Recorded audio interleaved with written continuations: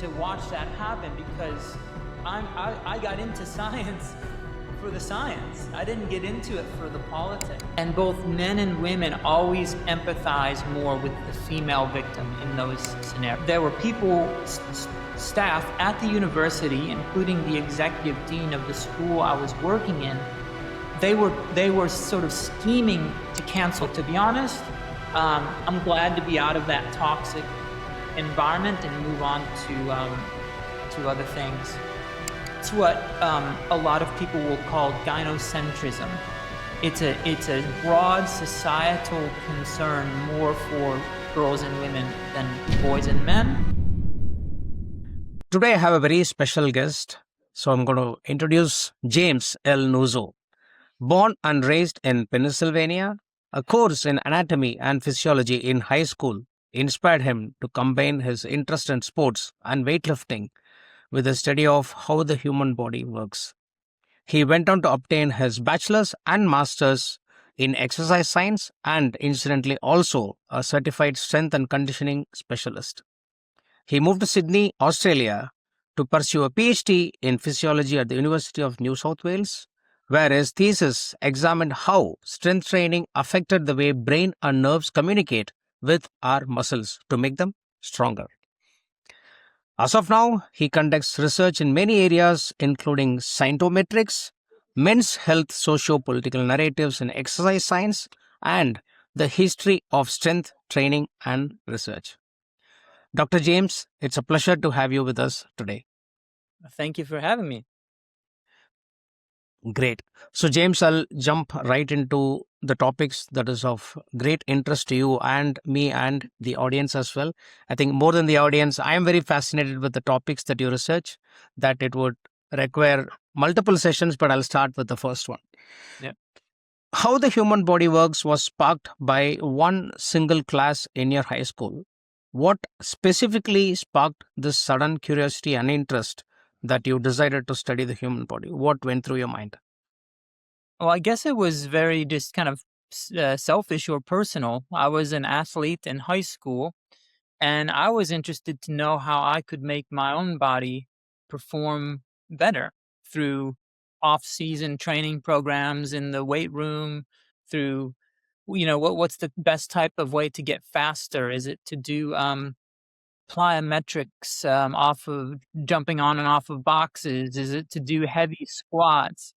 So it was, for my own personal interest, and then eventually you learn how to apply that to other people and look around the world, and how what you learn about the body then applies to different people you see in your family. So, why is it that your grandmother or grandfather really struggles to sit down into a chair or stand up from a chair? And so you start to apply those basic physiological principles and things to a variety of scenarios that you observe every day, including your own life experience. That's quite interesting. Would you mind going a little deeper into what actually happened in that class that sparked your interest? Yeah, well, I'm not sure that I can actually remember a specific moment. I can tell you that in terms of, so it was an advanced kind of biology course in high school. And the standard biology course, biology covers a variety of different topics, including plants and different types of animals. And those topics didn't interest me. It was more when we started to look at the muscles of the body, the bones of the body, and how those all created human movement. That's when I was sort of triggered. But I can't remember like a specific class or a specific lecture. It was just kind of me learning some of the basic concepts and then just being sort of creative in my own mind. Oh, what does that mean for how I run the 100-meter sprint, or my ability to do a jump or something?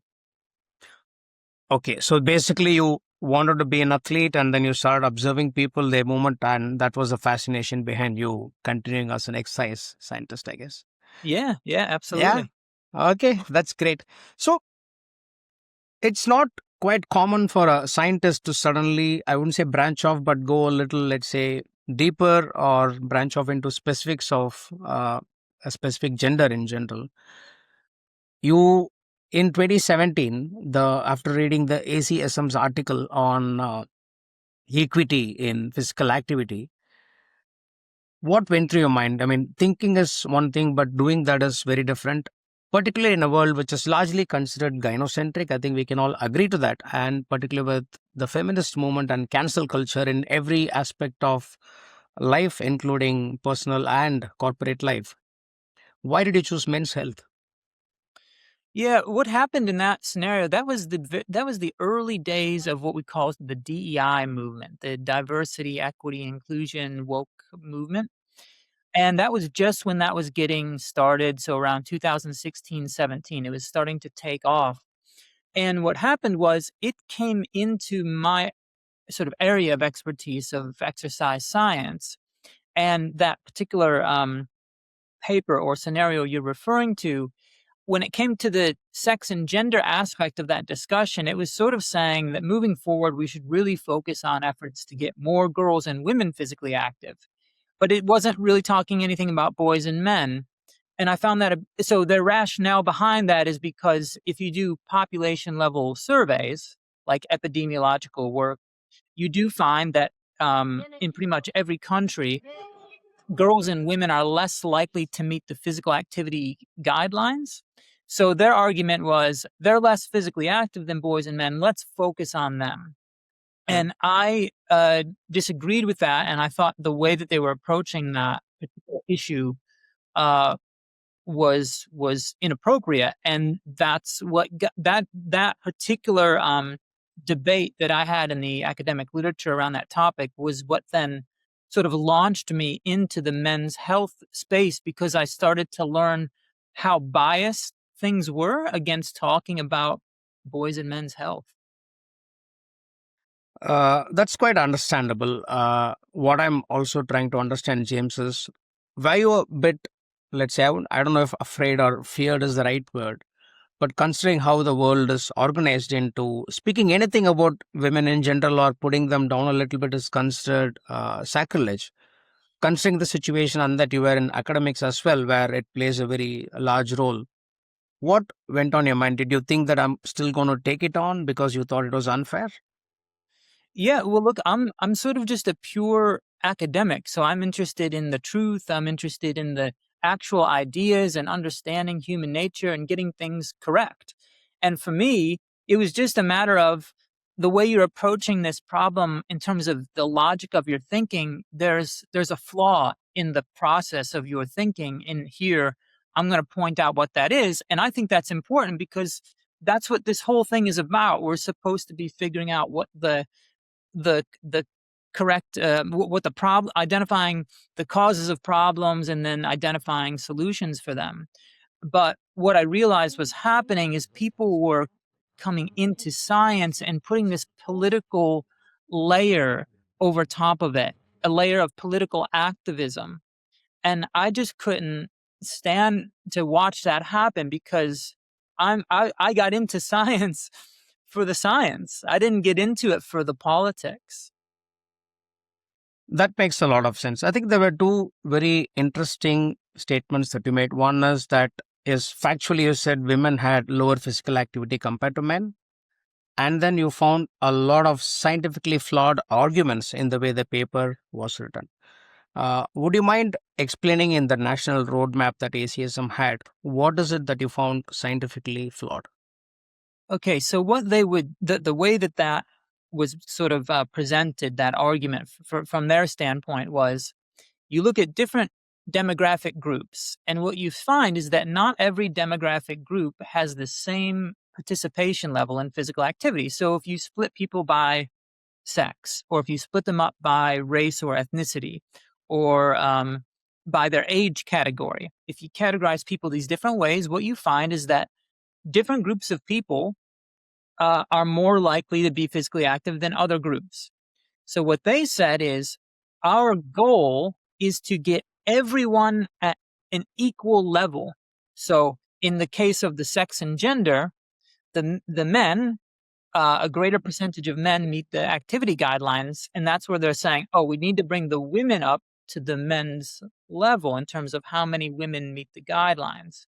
And I said, no, that's problematic. We should be focusing on individual people and getting as many people as possible physically active, not just selecting particular groups of people. And that was part of my argument. And also the other part was they were saying that they wanted to create what they called this physical activity equity, meaning they wanted to get all the groups to be at the same level. But there's issues with that. So, for example, if men are a larger percentage of men are more physically active, you can get equal by the men coming down. So, so if 45% of men are meeting the physical activity guidelines versus, let's say, 35% of women, you can get that equal outcome by 10% less men being fit. You know what I mean? So their whole Yeah. framework was misguided. And I was saying, no, no, no.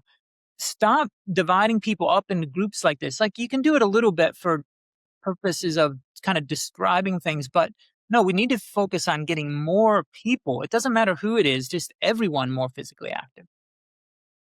Got it. So I kind of have a couple of follow-on questions on this. One is you mentioned about the demography. Am I right in also assuming that even among men, assuming different countries and let's say societies, would there be a difference in physical activity levels of men, even among men? Yes. Yeah. So if you Okay. the other ways to kind of divide up with demographics would be by race or ethnicity. So you'll Mm-hmm. see some differences there by age category, of course. Like, Yeah. Yeah. that's part of the aging process is you become a little bit more physically disabled, right? So age is another one. Now, one where there isn't really a difference, but they sort of would like there to be more of a difference is with sexual orientation. Um, in fact, I think gay men may actually be slightly more physically active than heterosexual men, but I don't know that for sure. Really? I think so, but Okay. don't quote me on that. But That's a very that's interesting that's finding, though. yeah, that's a different sort of that's the different way you would kind of look at these groups, right? So yeah, there will be differences within men. Okay. So I mean, what would be the percentage points difference, or how is it measured? Let's say men do 45 minutes or 50 minutes of exercise per week versus women are doing 25 minutes. Can you just give us and the audience a little detail into that? Yeah, so the way that the physical activity guidelines are recommended, there's two different types of activity, and one is aerobic activity or your cardiovascular, and the recommendation around that, I gotta see if I can get this right off the top of my head. I believe it's 150 minutes per week Yeah. at, at a at least a sort of moderate intensity. Hmm. So you can think of that as 5 days a week of 30 minutes of brisk or kind of fast walking, let's say. Okay. So that would allow you to meet the aerobic guidelines. But then there's the muscle strengthening activity guidelines, and that is defined as 2 or more days of a week of muscle strengthening exercise of your major muscle groups. And they have a little bit more detail about the definitions of those. And they will, when they ask that in survey research, they will give you more specifics than what I'm saying so that it's classified appropriately. But those are the two general types of activities that are measured to determine whether you as an individual meet the public health guidelines for physical activity. And what was the muscles? So it's like 2 or more times per week for strength training and about 150 minutes per week of aerobic or slash cardiovascular exercise, right? Yep. And are these numbers fixed for both men and women, or is it different again? It's the same for everyone. Yeah. Okay. Yeah. Okay. And what kind of numbers were the men at on average, and what kind of numbers were the women are where at on average? Is there any numbers around that? We've definitely got the numbers. It's just whether I can recall them off the top of my head on the spot. And I'm hesitant to do it. I might get close, but I don't want to give your audience the That's wrong fine. numbers. Yeah. That's okay. Let's understand. I mean, we all know that there is going to be a difference in the sense that men generally and evolutionarily there have been a little more physically active. Uh, what I'm also trying to understand, I'm just curious to know if are we trying to kind of change evolution here because men generally were hunters and gatherers. They ran around. They had to, hunt and bring the meat, where the women were kind of nurturing the babies and helping prepare the food. Is that kind of explaining in some form? I'm just hypothesizing here. Does it actually explain the difference in the number of minutes of physical activity per week between women and men? Yeah, I think it does. And I think, there's been some academic papers published that boys and men are more prone to the drive to propel their body through space, meaning to run or to jump. Um, and that would suggest obviously a biological evolutionary origin to that. And then you can make various sorts of arguments around the anatomy or structure of the male and female bodies, and how the male body might just be have been designed through evolution to just handle more intense types of physical activity, like intense running and things like that. So yeah, there's definitely and one of the problems, getting back to that ACSM paper that you were talking about, one of the problems with the underlying philosophy to that paper is that differences aren't so much due to biology between the sexes, that it's more about the whole social construction. And so Hmm. that's where they believe that they can come in with different types of social programs or public policies that will automatically get girls and women to be more physically active. But that's a very questionable hypothesis, because it tends to deny some of these biological differences that we're talking about. I think that makes sense. That's a very fair point, James. I guess across the world, that is how people, I mean, I think people take pride in the fact that they think there is no biological or brain differences in men and women. But we all know there is a lot of difference, but people don't seem to think because it's not politically right to think that way. Yeah. Um so I want to go a little deeper into that. So ACSM is just an example of how, let's say, personal preference or political correctness or the leftist thinking is shaping the narrative. What I want to ask you is why are most other central and state bodies, including, let's say, the governments, UN, different states of the US and India, they don't seem to be interested in men's well being or problems at all, whether it's mental, physical, or life expectancy, the fact that they have more suicides. I want to understand your perspective on why. Yeah. Well, so firstly, there could be a biological explanation to this, why we do tend to seem to care more for women than we do for men. And, they've run a lot of psychological experiments where they present people with scenarios where there is, let's say, a male victim of some sort of abuse, and then there's a female victim in the scenario. And both men and women always empathize more with the female victim in those scenarios. So we know that it's a thing that can be replicated in like psychological studies. And then what happens is um, that's sort of at the individual level of psychology. But then, of course, when we get together in big groups, like organizations or groups of government, or committees of some kind, then those particular biases are just going to sort of manifest themselves into public policies that then favor women's well-being and women's safety. And that's what a lot of people will call gynocentrism. It's a broad societal concern more for girls and women than boys and men. And and this is a really hot topic right now because there's sort of there's an increasing public awareness of this concept of gynocentrism.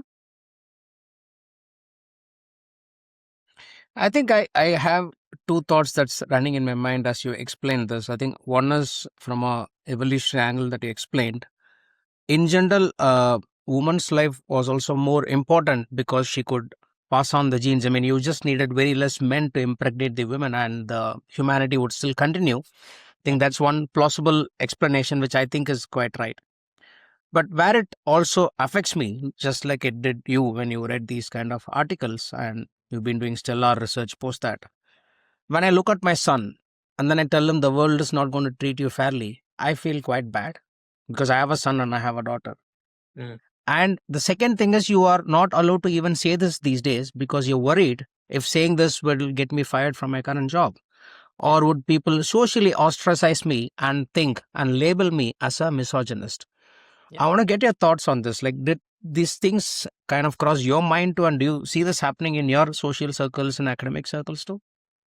Yeah. So what's really interesting is I recently watched the Louis Theroux Manosphere documentary. I'm not sure if you've seen that yet. I was doing a podcast with some people you might know last night: Tom Golden, Janice Fiamengo, and Hannah Spear, and we were reviewing that Hmm. documentary, and we got into this topic of the sort of comment that you would make there to your two kids.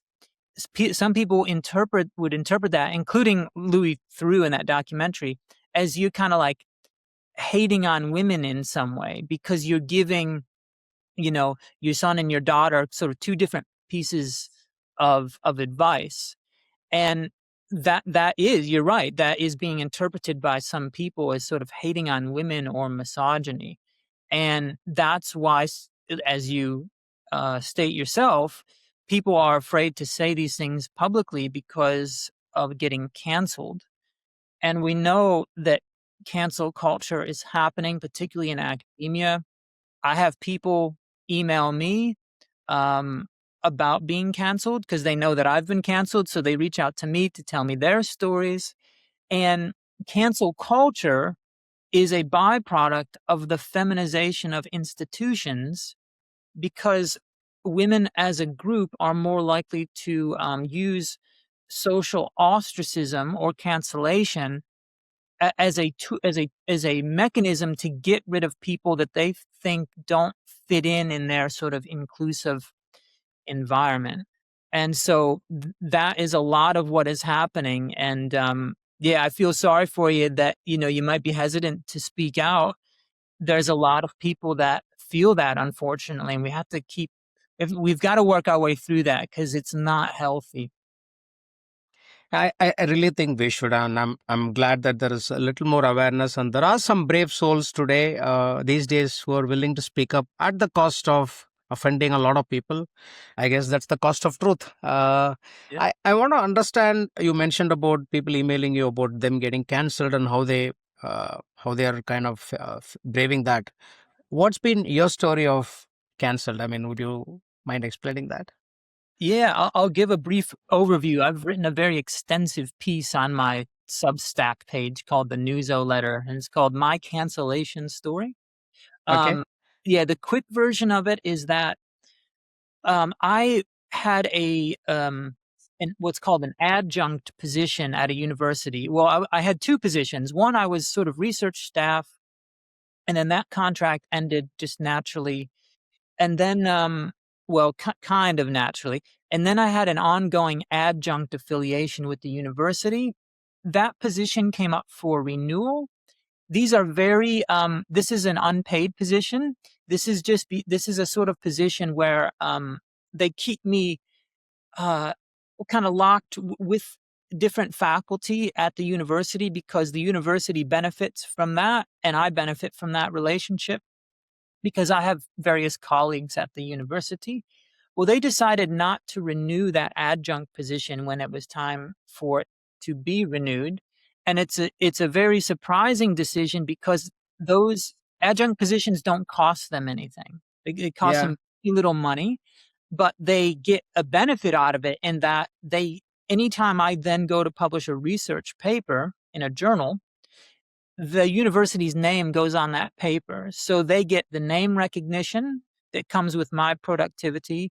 And then they also get money from the federal government as a result of research outputs that have their name on it. So they stand to benefit, and they have, yeah, it doesn't really cost them anything. So that's why it was surprising, given my collaborations with people there and my productivity, that it was not renewed. Well, I had heard in the lead up to that decision over the years before, that there were some people that didn't like what I was saying, like on social media and in blogs that I was publishing. So after that happened, I submitted what's called a Freedom of Information request to the university to obtain any university email communications that related to the decision about my position. And I got back some very revealing emails. And what it showed is that for a couple of years, there were people, staff at the university, including the executive dean of the school I was working in. They were sort of scheming to cancel me. So they wanted to get rid of me from the school and from the university. And you can see all the emotion in the emails, all the different things they were so upset about, and all the different names that they called me, and all of that.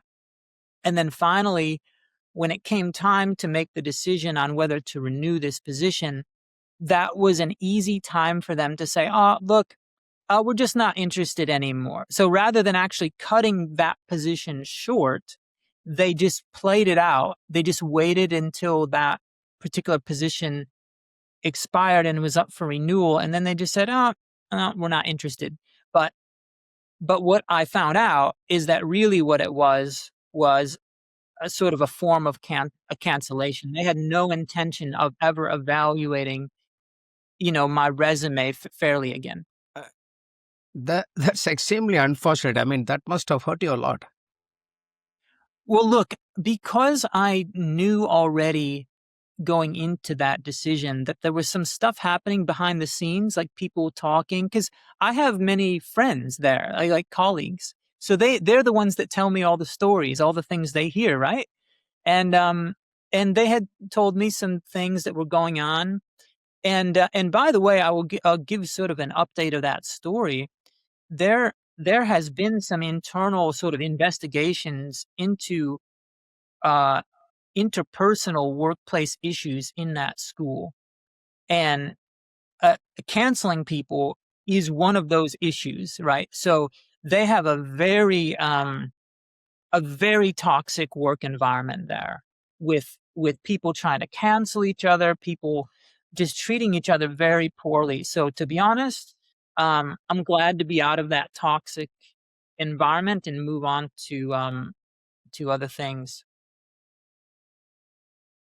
When this happened, James, I mean, I've always figured that there's always a reasonably well established support group for women who need help in general. Was there anyone to help you when you were in trouble during these times? Oh, that's a really great question. And other than just individual people, so individual friends, right? The only sort of organization that you might be able to go to for something like this, and it's not so much about your mental health, it's more just about what happened from a legal perspective, is there's a group called the Free Speech Union. And the Free Speech Union is a group that uh, will help academics who are in certain scenarios like this, if they get unfairly canceled, like from a legal standpoint, and they might help to form like a legal case and get that all going. But in terms of sort of like, like the mental health support, I'm just lucky that I've got some great friends that I can talk to. And I do have yeah, a really good colleague who's in the male psychology space, and we talk about it a lot. And yeah, so it didn't feel very nice, especially reading the emails, but it helped me realize how silly it all was, and how misguided all these people really are, and how Yeah, kind of how problematic they are as individuals, and you can see that in the emails that I obtained. So I think this gives me direction to go into the next part of what you actually wrote about. You called men's issues as a national health paradox.